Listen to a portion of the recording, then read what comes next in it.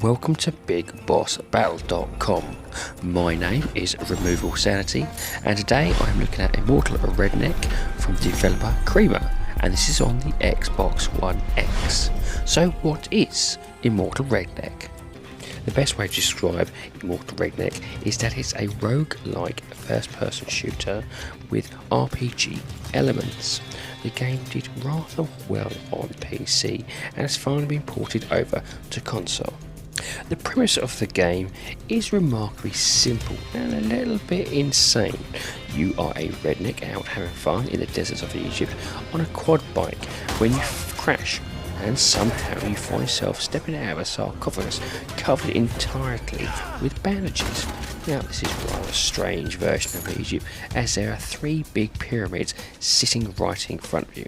So what does any good redneck do? You get your guns and go a blasting. And this leads me on to the gameplay. So what is the goal of Immortal Redneck? Well, it's pretty simple.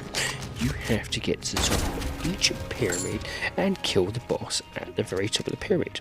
Now, every floor of each of the three pyramids will be randomly generated, and every time you move up to the next floor, the enemies gain more health and deal more damage. Each time you enter a room within the level of the pyramid, you are locked in until everything in that room is dead. Simple, right? Well, yes and no. The game itself does throw you a few game-changing curveballs at you. But before I get into that, let's go into the game's core mechanics. That's its shooting, and this is where Immortal Redneck excels. It takes its cues from the likes of Doom and Serious Sam, in the fact that you can move around quickly while shooting.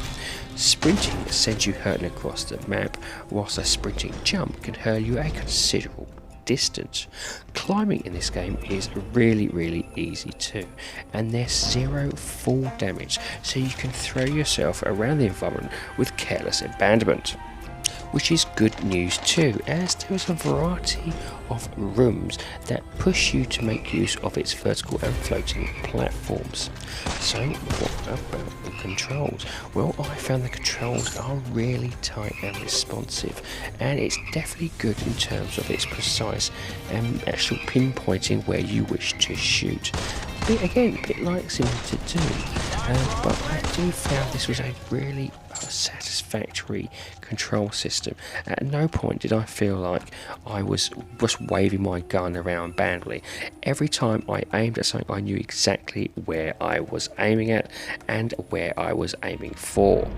The game feels superb in motion, and that sense of speed and control translates into its hectic combat pace, which sees you weaving, leaping and strafing through the levels whilst keeping your sights trained on those blooming enemies.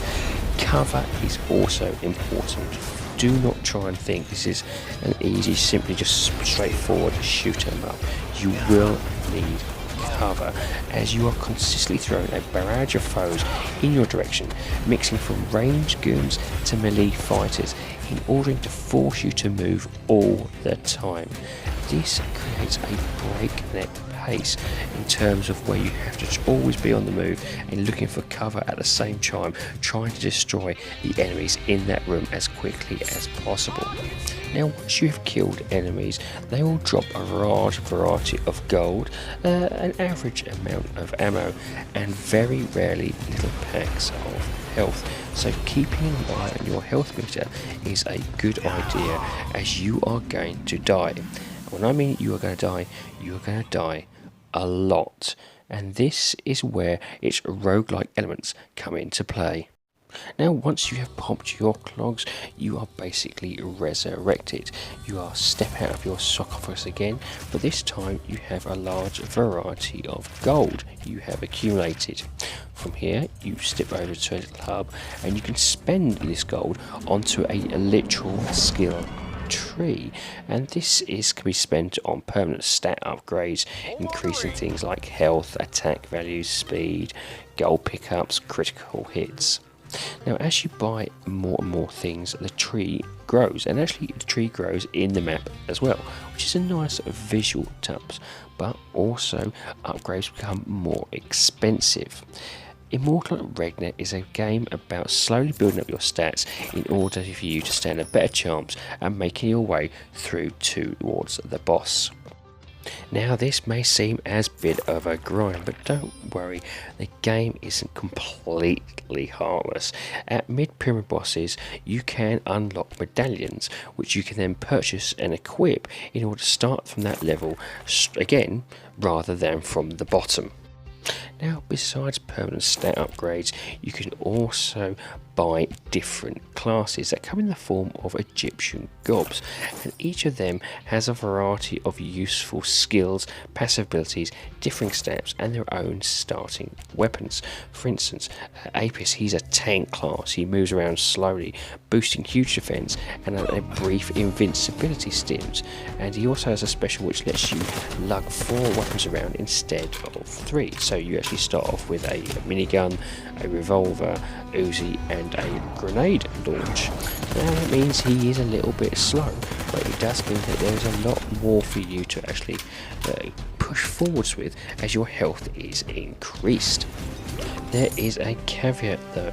Every time you get to a new level or respawn, you can only pick from one of 2 classes randomly selected from those you have bought, thus forcing you to mix things up a little. Fear not though, you'll also be able to pick up new weapons in the pyramid themselves, and this is by killing the enemies. Now, as I said earlier, the enemies don't drop them too often, so they will be hard to come across, and sometimes the weapon you get may not be as good as the weapon you already have. Now, besides that, you'll also find some treasure rooms in which you will have to beat a particular challenge. This could be anything from not getting hurt to beating a particular time. And on there are scrolls that change the game further. Now, these scrolls can be either good or bad. One of the scrolls I got actually took away half of my gold, and then I found another scroll that actually boosted my gold when I completed a level. So it's a bit of give and take. Now, where the game is smart is in that there's no way of knowing what the scroll is before you pick it up. It's only when you grab it that you find out what the scroll is, and you can't get rid of it again unless you have another scroll which allows you to do so. So let's talk about the game's level design. The pyramids are constructed from what the developer claims is a roster of 450 rooms, and the dozens of weapons in there to get a strong attempt at giving players variety. Now, these are procedurally generated. Now, there is a slight problem though. Since certain rooms and weapons don't show up until later in the pyramids, and the enemy's roster isn't that deep, you may become a little bored of seeing the same rooms and enemies depending on how the procedural generated levels turn out. Now, this isn't a bad thing, but it means that depending on your gameplay and your stats, you could end up going over the same rooms over and over again, and this may seem a bit grindy to some players, that's all. And this leads me on to the graphics. Now, the developers have gone more down the Serious Sam style rather than the actual realistic style. So, for instance, you can kill people with a box of bees or a potato launcher. It gives it a nice take on the actual game.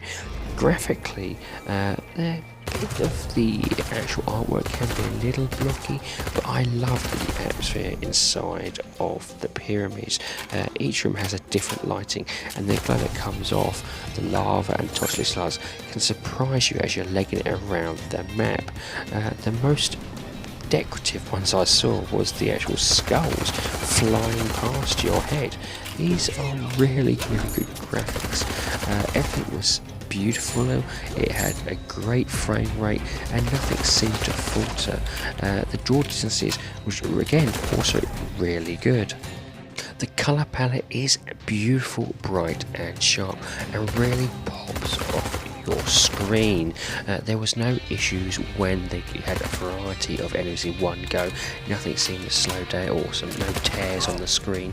Visually, this is a beautiful game, and its cutesy artwork style really is enjoyable as you're ploughing away through the enemies, blasting bits out of them. And this brings me on to the sound. Here is probably where I felt the most disappointed with the game. Every shot sounds understated, and the kickback on most guns is minimal at best. This problem multiplies when you're low on health, which annoyingly causes all your sound to be muffled as if a cannon was fired right beside you. Don't get me wrong, it does sound nice, but it just sounds like everything's been pushed through a paper bag. It's not as powerful as brilliantly, in terms of its resonation as what I'd like it to be. It sounds pretty good over the TV and through a headset, but maybe it could do with ramping up the sounds slightly, especially on the weapons. That was the biggest thing for me. The music wise, I actually really quite enjoyed it. Everything was nice and beautifully sounded, and it was a nice little bouncy thing to keep you moving forward. The actual characters, in terms of them hearing and their own movements, were pretty crisp, but as I said, for me, the biggest disappointment was basically the actual weapons. And as the weapons are the one thing that you hear the most of in this game, that is a little bit of something that I suspect probably needs patching. So what do I think about Immortal Redneck on the Xbox One X? Well, I can tell you this is a fun game, and it is enjoyable to play, and I would give this a good thumbs up, and this is for the following reasons. This is a fresh take on the FPS genre with its roguelike element, and it doesn't feel too grindy enough to warrant its use. The game is fun, fast, and has that beautiful Serious Sam sort of cheekiness style to it. You will look into this game and you enjoy yourself. The fact that there's a variety of different options in terms of play styles, in terms of abilities, in terms of stats, will keep people coming back to its game as well. And there's a lot of replayability factor with this because of those classes. The actual graphics are beautiful and great. Yes, there are some minor issues in terms of its sound, but overall this game feels and plays beautifully on the Xbox One X. The price of this game isn't that bad either. It's currently $20 or about 15 UK pounds, and for what you're going to get out of this in terms of the hours and the actual fun, I think this is a great price for what you're getting. Now, ladies and gentlemen, I do hope you enjoyed this review. Please do like and give us a comment on how and the thoughts of the review. Tell us what you think. We do like to hear what you're thinking. Anyway, ladies and gentlemen, until next time, have a great time gaming.